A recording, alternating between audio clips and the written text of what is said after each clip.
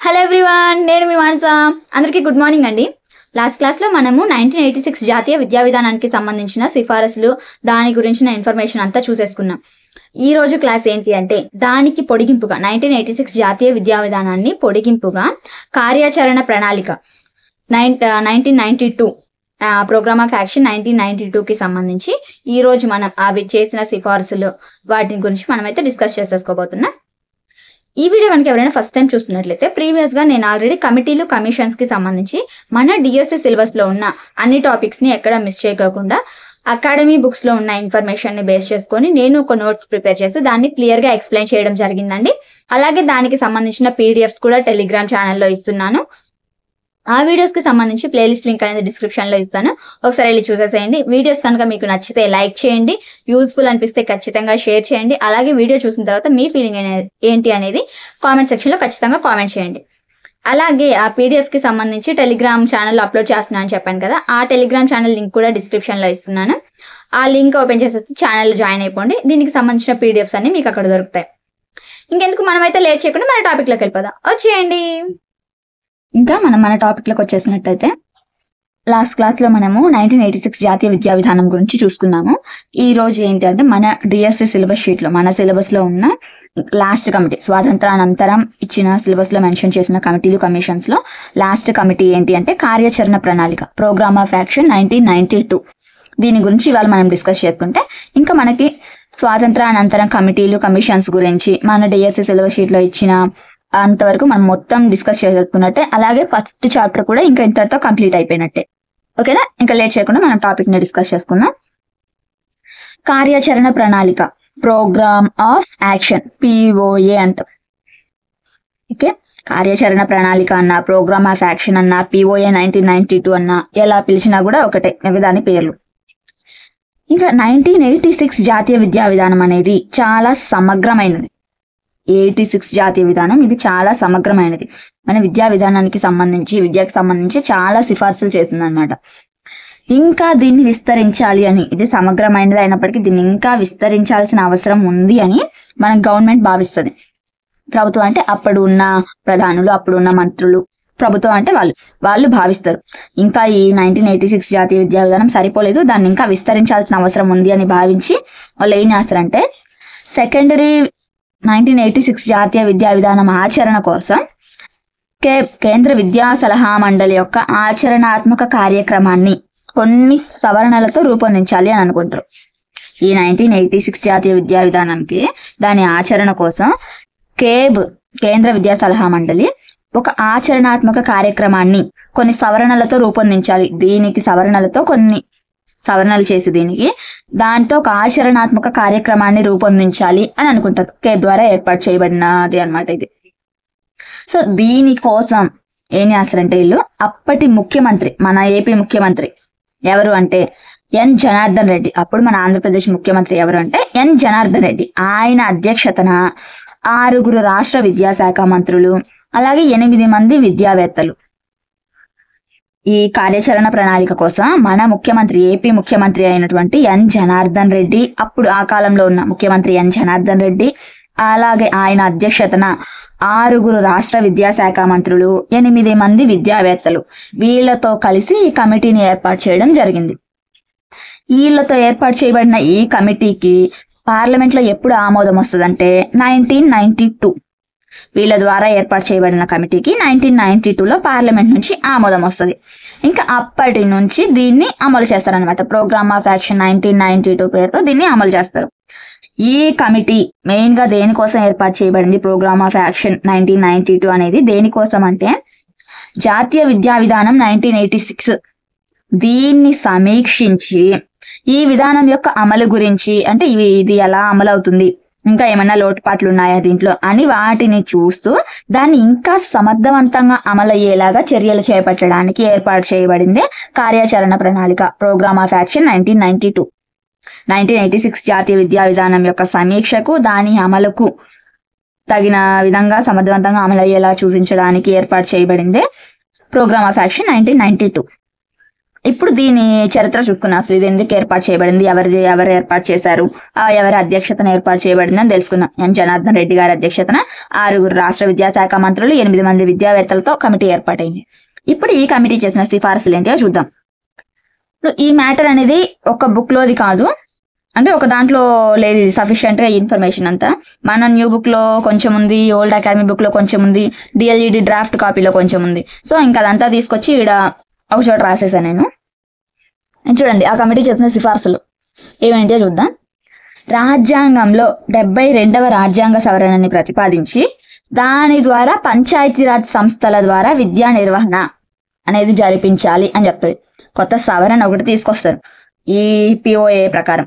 ఏంటంటే 72వ రాజ్యాంగ సవరణ. ఆ సవరణ జరిపి మన రాజ్యాంగంలో దాని ద్వారా ఏం చేశారంటే, ఆ రాజ్యాంగ సవరణ ద్వారా పంచాయతీరాజ్ సంస్థలను ఏర్పాటు చేసి, ఈ 72వ రాజ్యాంగ సవరణ ద్వారా ఏర్పాటు చేయబడిన పంచాయతీరాజ్ సంస్థలు, వాటి ద్వారా విద్యా నిర్వహణ అనేది చేపట్టాలి అని సూచిస్తుంది ఈ కార్యాచరణ ప్రణాళిక.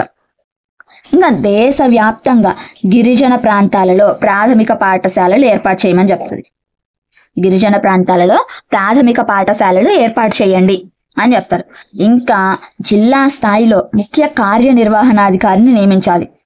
ఎవరిని? ముఖ్య కార్యనిర్వహణాధికారిని నియమించాలి జిల్లా స్థాయిలో. దేనికి సంబంధించి? అది విద్యకు సంబంధించి ఒక ముఖ్య కార్యనిర్వహణాధికారిని నియమించండి. ఎవరంటే చీఫ్ ఎడ్యుకేషన్ ఆఫీసర్, సిఈఓ అనే అతన్ని నిర్మించండి.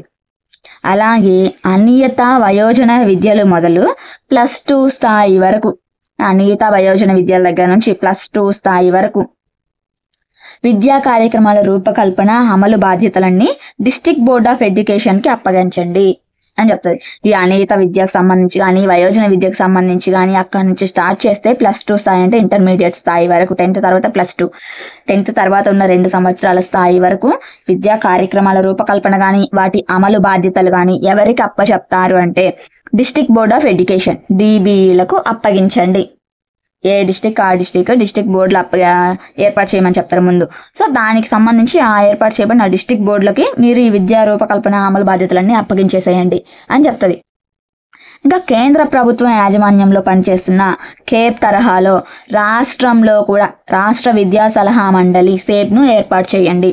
ఇప్పుడు ఇది central advisory board of education. దీనికి ఎలా ఇది కేంద్రంలో, ఇది సెంట్రల్లో ఎలా అయితే పనిచేస్తుందో రాష్ట్రంలో కూడా అలాగే స్టేట్ కి సంబంధించి అడ్వైజరీ బోర్డ్స్ కూడా ఏర్పాటు చేయండి, సలహా మండలిని కూడా ఏర్పాటు చేయండి అని సూచనలు ఇస్తుంది. తద్వారా మన రాష్ట్రంలో విద్యా ప్రణాళికల తయారీ అమలు అనేది జరగాలి అని చెప్తుంది. ఈ SAPలను ఏర్పాటు చేసి, కేబుల్ లాగే SAPలను ఏర్పాటు చేసి state advisory board of educations ఈ విద్యా సలహా మండలి రాష్ట్రంలో ఏర్పాటు చేసి వాటి ద్వారా రాష్ట్రంలో ఉన్న విద్యా ప్రణాళికల తయారీ అలాగే వాటి అమలు, వాటి బాధ్యతలు అది చూసుకునేలాగా ఏర్పాటు చేయమని చెప్తుంది.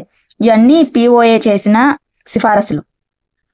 ఇంకా గ్రామాల స్థాయిలో ఏం చేయాలి అంటే, గ్రామాల స్థాయిలో గ్రామ విద్యా కమిటీలు ఏర్పాటు చేసి వాటికి సూక్ష్మ ప్రణాళికల తయారీ అమలు బాధ్యతలను అప్పగించండి. గ్రామాల స్థాయిలో గ్రామ విద్యా కమిటీలు ఏర్పాటు చేయండి. వాటికి సూక్ష్మ ప్రణాళికలు తయారు చేయడం అలాగే వాటిని అమలు చేసే బాధ్యతలు అప్పగించమని చెప్తుంది. ఇంకా స్వచ్ఛంద సేవా సంస్థలను గుర్తించి కింది స్థాయి నుండి పాలసీల అమలుకు భాగస్వాములను చేయండి అని చెప్తుంది. స్వచ్ఛంద సేవా సంస్థలు, స్వచ్ఛందంగా పనిచేసే ఏవైనా సేవా సంస్థలు ఉన్నాయేమో వాటిని గుర్తించి క్రింది స్థాయి నుండి పాలసీలు అమలు చేయడానికి వాళ్ళని కూడా దాంట్లో భాగస్వాములను చేయండి అని చెప్తుంది. ఇది ప్రోగ్రామ్ ఆఫ్ యాక్షన్లో చేసిన సిఫారసులు ఇవన్నీ. ఇంకా NP 1986 ECCE గురించి కొన్ని లక్ష్యాలు సూచిస్తుంది. ECCE విద్యని బలోపేతం చేయాలి అని చెప్పి ECCE గురించి మాట్లాడుతుంది NP 1986. అది ECCE గురించి ఆశించిన లక్ష్యాలు నెరవేరాలంటే, ఈ 1986 జాతీయ విద్యా విధానం ఆశించిన లక్ష్యాలు నెరవేరాలంటే స్వచ్ఛంద సంస్థల సహకారం తీసుకోవాలి. ECCE ఏవైతే లక్ష్యాలను ఆశించిందో ఆ లక్ష్యాలు నెరవేరాలి అంటే ఇది స్వచ్ఛంద సంస్థల సహకారం తీసుకోవాలి. అలాగే అంగన్వాడీ కార్యకర్తలకు శిక్షణ ఇవ్వడం ద్వారా పూర్వ ప్రాథమిక విద్యను బలోపేతం చేయొచ్చు. సో మీరు ఏం చేస్తారంటే, NP 1986 సూచించిన ECCE తన లక్ష్యాలు నెరవేరాలంటే మీరు ఈ పనులు చేయండి. స్వచ్ఛంద సంస్థల సహకారం తీసుకొని అంగన్వాడీ కార్యకర్తలకు శిక్షణ ఇప్పించండి. అప్పుడు పూర్వ ప్రాథమిక విద్యను బలోపేతం చేయొచ్చు అని చెప్తుంది. ఇంకా సార్వజనీన ఎలిమెంటరీ విద్య. సార్వజనీన ఎలిమెంటరీ విద్య అంటే అందరికీ 14 సంవత్సరాల లోపు బాలబాలికలందరికీ ఉచిత విద్య అనేది అందించాలి కదా. సో ఈ సార్వజనీన ఎలిమెంటరీ స్థాయి విద్య విజయవంతం కావాలి అంటే అనియత విద్యని కూడా సమీక్షించాలి. అనియత విద్యని కూడా సమీక్షించి దాన్ని పరిశీలించి వినూత్నమైన పద్ధతులని అనుసరించండి అని చెప్తుంది. సో అనియత విద్యని కూడా మీరు ప్రవేశపెట్టి ఇలా చేయడం వల్ల మధ్యలో ఎక్కడైనా డ్రాప్ అవుట్ అయిన వాళ్ళు ఇది అనియత విద్యా పద్ధతి ద్వారా అయినా దాన్ని కంటిన్యూ చేస్తూ అంతటితో దాన్ని క్లియర్ చేసుకుంటారు అనేసి అనియత విద్యని కూడా సమీక్షించండి అని చెప్తుంది. ఇంకా మాధ్యమిక విద్యా అవకాశాలను విస్తరించాలి. ఈ మాధ్యమిక విద్యా అవకాశాలకు విస్తరించి మాధ్యమిక విద్యా బోర్డులు స్వయం ప్రతిపత్తిని విస్తరించాలి. మాధ్యమిక విద్యా బోర్డులు ఏం చేయాలి? స్వయం ప్రతిపత్తిని విస్తరించాలి. సాంకేతిక డిజిటల్ నైపుణ్యాలు పెంచాలి. అంటే సాంకేతిక నైపుణ్యాలు డిజిటల్ నైపుణ్యాలు పెంచాలి. ఎవరిలో? విద్యార్థుల్లో సాంకేతిక డిజిటల్ నైపుణ్యాలను పెంచాలి. మాధ్యమిక విద్యా బోర్డులు వాటి స్వయం ప్రతిపత్తిని విస్తరించాలి. అలాగే మాధ్యమిక విద్యా అవకాశాలను కూడా విస్తరించాలి అని చెప్తుంది. ఇంకా మహిళా విద్య దగ్గరకు వస్తే ఈ విధానం అనేది ఈ ప్రోగ్రామ్ ఆఫ్ యాక్షన్ ఉంది కదా, దీనికి సంబంధించి మహిళా విద్య అనేది ఈ విధానానికి సంబంధించిన ప్రధాన అంశం. మహిళా విద్య అనేది ప్రోగ్రామ్ ఆఫ్ యాక్షన్ కి సంబంధించి ఇది ప్రధానమైన అంశం. మహిళలు న్యాయ పరిజ్ఞానం పెంచాలి. ఈ ప్రోగ్రామ్ ఆఫ్ యాక్షన్ పరంగా ఏంటి అంటే మహిళా విద్య అనేది ప్రధానమైనది. అలాగే మహిళల్లో న్యాయ పరిజ్ఞానం అనేది పెంచాలి. మహిళా సశక్తీకరణ, ఉపాధ్యాయులకు శిక్షణ, ప్రత్యేక మహిళా అధ్యయన కేంద్రాలు, వీటన్నిటి గురించి మహిళా విద్యకు సంబంధించి ప్రోగ్రామ్ ఆఫ్ యాక్షన్ మాట్లాడుతుంది. మహిళలకు న్యాయ పరిజ్ఞానము, అలాగే సశక్తీకరణ, ఉపాధ్యాయులకు శిక్షణ, ప్రత్యేక మహిళా అధ్యయన కేంద్రాలు వీటిని స్థాపించాలి అని చెప్తుంది. ఇంకా అనియత పద్ధతి ద్వారా వయోజన విద్యా అవకాశాలు మెరుగుపరచాలి. అలాగే సుదూర గ్రామీణ ప్రాంతాల వారికి, పట్టణ ప్రాంతాల వారికి దూర ముక్త విద్యని అందించాలి. అంటే దూర విద్యా విధానం ద్వారా, ముక్త విద్యా విధానం ద్వారా విద్య అనేది అందించాలి అని చెప్తుంది. ఫస్ట్ ఏమో అనియత పద్ధతి ద్వారా వయోజన విద్యకి అవకాశాలు కల్పించండి, వాటిని మెరుగుపరచండి. అలాగే సుదూర గ్రామీణ ప్రాంతాలకు సంబంధించిన వాళ్ళు, అలాగే పట్టణ ప్రాంతాలకు సంబంధించిన వాళ్ళకి ఈ దూర విద్యా విధానం ద్వారా, ముక్త విద్యా విధానం ద్వారా విద్యా అవకాశాలు కల్పించండి అని చెప్తుంది. సో దూర విద్య, ముక్త విద్య రెండు అనియత విద్యకి సంబంధించినవే. ఇంకా అక్కడ వికలాంగుల గురించి మాట్లాడుతుంది 1986 జాతీయ విద్యా విధానం. సో ఇక్కడ కూడా వాళ్ళు దాని గురించి ఏం చెప్తారంటే దేశంలో 1.259 కోట్ల అంగవైకల్యం గల పిల్లలు ఉన్నారు. 1.259 కోట్ల అంగవైకల్యం గల పిల్లలు ఉన్నారు మన దేశంలో ఆ టైంలో. వీరి అవసరాలు తీర్చడం కోసం తరగతి గది ఏర్పాటుకు ఉపాధ్యాయులకు శిక్షణ అందించాలి అని చెప్తాయి. సో వీళ్ళ అవసరాల కోసం ప్రత్యేకంగా ఉపాధ్యాయులకు, వికలాంగులకు సంబంధించి విద్య చెప్పే ఉపాధ్యాయులకు ప్రత్యేకమైన శిక్షణ అనేది ఏర్పాటు చేయాలి, వాళ్ళకి శిక్షణ అందించాలి అని చెప్తారనమాట. నెక్స్ట్ ప్రాథమిక విద్యాభివృద్ధిలో వెనుకబడిన రాష్ట్రాలు కొన్ని ఉన్నాయి.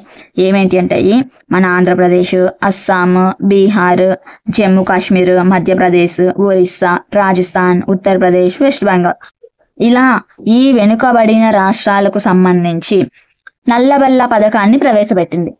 ఆపరేషన్ బ్లాక్ బోర్డ్ ప్రవేశపెట్టి ఈ ఆపరేషన్ బ్లాక్ బోర్డ్ ద్వారా నేను చెప్పుకున్నాం కొన్ని కిట్స్ అనేవి పంపించడం, అలాగే నల్లబల్లని పంపించడం, కుర్చీలు, టేబుల్స్ ఇలాంటివి. నిన్న ఆపరేషన్ బ్లాక్ బోర్డ్ కి సంబంధించి 1986 ఏవైతే పంపించిందో సో వాటన్నింటినీ ఈ రాష్ట్రాలకి సరఫరా చేసి దీని ద్వారా విద్యా అవకాశాలు మెరుగుపరచాలి. అలాగే ఏకోపాధ్యాయ పాఠశాలలో 2వ ఉపాధ్యాయుడు, వాళ్ళు కూడా మహిళా ఉపాధ్యాయులు అనేసి నెక్స్ట్ పాఠశాల భవనము, బోధనాభ్యసన ప్రక్రియల మీద కాన్సన్ట్రేట్ చేస్తూ ఈ ఆపరేషన్ బ్లాక్ బోర్డ్ అనే ప్రక్రియ పథకాన్ని ఈ రాష్ట్రాలలో, వెనుకబడిన రాష్ట్రాల్లో ప్రారంభిస్తుంది అనమాట. సో ఇది ప్రోగ్రామ్ ఆఫ్ యాక్షన్. ఇది 1986 జాతీయ విద్యా విధానానికి అనుసంధానంగా దాన్ని కొనసాగిస్తూ, దాన్ని పొడిగిస్తూ ఏర్పాటు చేయబడిన కార్యాచరణ ప్రణాళిక అనమాట. ఇంతటితో మనకి స్వాతంత్రానంతరం వచ్చిన కమిటీలు, కమిషన్స్ కూడా మన డిఎస్సి సిలబస్ లో ఉన్న వాటి వరకు అయితే కంప్లీట్ అయిపోయాయి. ఓకేనా? చూసారు కదా, ప్రోగ్రామ్ ఆఫ్ యాక్షన్ 1992ని కూడా మనమైతే క్లియర్ గా ఎక్స్ప్లెయిన్ చేసేసుకోవడం జరిగింది. ఈ టాపిక్ తో మనకి ఇంతటితో ఫస్ట్ యూనిట్ అనేది కంప్లీట్ అయిపోయింది. స్వాతంత్రానికి పూర్వము, స్వాతంత్రానంతర కమిటీలు, కమిషన్స్, అలాగే విద్యా విధానం ప్రాచీన విద్యా విధానంతో స్టార్ట్ చేస్తే వేద విద్య, బౌద్ధ విద్య, జైన విద్య, ఇస్లాం విద్య, అలాగే స్వాతంత్రం పూర్వ కమిటీలు, కమిషన్స్, స్వాతంత్రానంతర కమిటీలు, కమిషన్స్, ఇంతవరకు వచ్చాం మనమైతే. ఇది మన డిఎస్సి సిలబస్ బేస్ చేసుకొని చెప్పింది, అకాడమీ బుక్స్ ని బేస్ చేసుకొని చెప్పిన ఇన్ఫర్మేషన్ ఇది. దీని తర్వాత సెకండ్ యూనిట్ అనేది స్టార్ట్ అవుతుంది, ఉపాధ్యాయ సాధికారత. సో ఇంతటితో మనకైతే ఫుల్ ప్లెడ్జ్డ్ గా ఫస్ట్ చాప్టర్ అనేది, ఫస్ట్ యూనిట్ అనేది క్లియర్ అయిపోయింది. రేపటి క్లాస్ నుంచి మనం ఉపాధ్యాయ సాధికారతకి సంబంధించి మన డిఎస్సి సిలబస్ లో ఏ అంశాలను అయితే ఇచ్చున్నాడో ఆ అంశాలని ఎక్కడ మిస్ చేసుకోకుండా మన అకాడమీ బుక్స్ ని బేస్ చేసుకొని మనమైతే క్లియర్ గా ఎక్స్ప్లెయిన్ చేసుకున్నాం. ఈ వీడియో కనుక మీకు నచ్చినట్లయితే లైక్ చేయండి, షేర్ చేయండి. అలాగే వీడియో చూసిన తర్వాత మీ ఫీలింగ్ ఏంటి అనేది కామెంట్ చేయండి. అలాగే నేను పెట్టే ప్రతి వీడియోని మీరు మిస్ అవ్వకుండా చూడాలి అనుకుంటే, కంటెంట్ ఎక్కడ మిస్ అవ్వకూడదు అనుకుంటే మన ఛానల్ అయితే సబ్స్క్రైబ్ చేసుకోండి. బాయ్ అండి, మళ్ళీ రేపు కొత్త యూనిట్లో కలుస్తాను. టాటా.